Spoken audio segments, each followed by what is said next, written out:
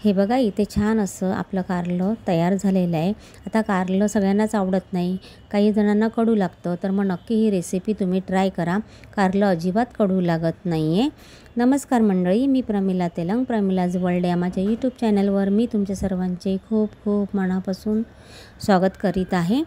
तर इथे बघू शकता आपलं कारलं तयार आहे। आता ही रेसिपी मी कशा पद्धतीमध्ये बनवले ते आपण पाहूयात। तर सर्वात पहिले काय करायचं, सर्वात पहिले ना कारलं पहिले बारीक कट करून घ्यायचं, त्यावर 2 चमचे मीठ घालायचं, लिंबू पिळायचं आणि छान त्याला पाणी सुटतं, मग ते पाणी पिळून घ्यायचं आणि असं सुटसुटीत कारलं आपलं तयार होतं।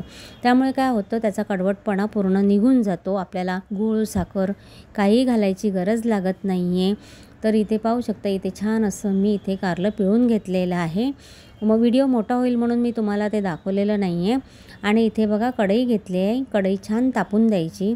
कढई तापल्यानंतर थोडंसं अर्धा चमचा इथे मी तेल घेतलेलं आहे आणि आपल्याला कारलं या तेलामध्ये छान परतून घ्यायचं आहे। पण तेल आणि कढई चांगलं पहिले तापून घ्या आणि मगच कारलं त्यात सोडा। तर पाहू शकता तुम्ही 3 ते 4 मिनिट आपल्याला छान असं मंद आचेवर कारलं असं परतून घ्यायचं आहे। तर इथे बघू शकता कारल्याचा रंग बदललेला आहे, कारलं इथे छान आपलं परतलं गेलेलं आहे। त्यामुळे काय होतं, त्याचा कडवटपणा पण कमी होतो। आणि तीच कढई मी इथे घेतलेली आहे आणि त्या कढईमध्ये इथे मी 1 चमचा तेल घेतलेलं आहे। तर तेल तुम्ही किती खाता त्या अंदाजाने तुम्ही इथे तेलाचं प्रमाण कमी जास्त करू शकता। पाव चमचा जिरं घेतलं, पाव चमचा मोहरी घेतलं। जिरं मोहरी छान तडतडली का त्यामध्ये 2 ते 3 चिमूट मी हिंग घातलेला आहे फोडणीला। 2 हिरव्या मिरच्या बारीक कट करून घेतला आहे, 1 मोठा कांदा असा चिरून घेतलेला आहे आणि तो छान असं कांदा आणि मिरची तेलात परतून घ्यायची। आता तुम्ही मिरची खात नसाल तर तुम्ही ते स्किप करा। 7 ते 8 लसणाच्या पाकळ्या मी चेचून घेतलेल्या आहेत। तर तुम्हाला पेस्ट हवी असली तर तुम्ही पेस्ट पण घालू शकता आणि लसूण थोडा उशिरा घालायचा, म्हणजे कसं तो खाली चिटकत नाही, म्हणजे कढईला चिटकत नाही।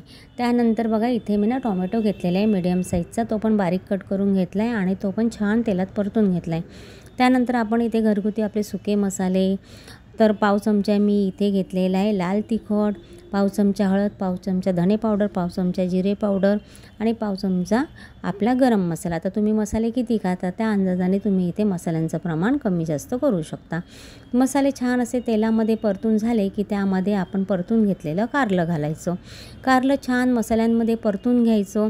आता मसाले आपले जळू नये आणि सर्व मसाले कारल्याला लागावेत म्हणून इथे मी पाव कप पाणी घेतलेलं आहे। पाव कप पाणी घालायचं आणि छान असं 2 ते 3 मिनिट ना त्यावरती झाकण मारून ठेवायचं आणि चवीपुरतं मीठ ना बेताने घाला, थोडंच घाला, कारण आधी आपण मिठामध्ये कारलं छान असं पिळून घेतलेलं आहे ना, मीठ लावून ठेवलं होतं। तर मीठ तुम्ही कमी घाला, हवं तर नंतरही घालू शकता, नाहीतर मग खारट होण्याची शक्यता असते। तर आता आपण यावरती ना झाकण ठेवायचं, 2 ते 3 मिनिट झाकण ठेवायचं। इथे 2 ते 3 मिनिट आपले झालेले आहे। आता आपण यामध्ये ना शेंगदाण्याचा कूट घालूया, 2 ते 3 चमचे, म्हणजे तुम्ही किती खाता त्या अंदाजाने तुम्ही इथे शेंगदाण्याचा कूट घेऊ शकता। जर शेंगदाण्याचा कूट नसेल आवडत तर तुम्ही ओलं नारळ खवलेलं असतं ते घालू शकता, तेही नसेल आवडत काहीच नाही घातलं तरी चालेल, कारलं अजिबात कडू लागत नाही। तुम्ही एकदा ही रेसिपी नक्की ट्राय करा। आता यावर पुन्हा झाकण ठेवून आपण 2 ते 3 मिनिट कारलं वाफून घेऊया। छान सुरेख इथे आपलं कारलं तयार झालेलं आहे। कशी वाटली रेसिपी ते नक्की कमेंटमध्ये सांगा। व्हिडिओ आवडल्यास लाईक करायला विसरू नका। धन्यवाद।